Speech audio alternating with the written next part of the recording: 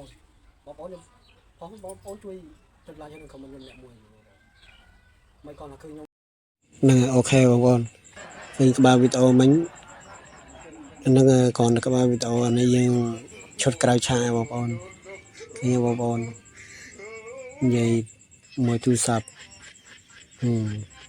កាច់នេះយើងចង់សួរថាអានេះយើងឈុតក្រៅឆាទេបងប្អូនយើងកម្មវិធីយើងថតវីដេអូ MMO យើងក៏មានឈុតក្រៅឆាថតខុសមកត្រូវមួយចឹងបងប្អូននេះអានេះខ្ញុំកាត់ចោលខ្លះចឹងបងប្អូនហ្នឹងហើយពួកយើងនៅផលិតវីដេអូផលិតមាតិកានេះវាងាយស្រួលទេបងប្អូនហើយថតនៅក្រៅផ្ទះទេបងប្អូនថតជើងកាមេរ៉ាមាន2ដាក់ទូរស័ព្ទ2ថតឈុតក្រៅឆាកមួយហើយនឹងយើងថតផុសជងពេកមួយ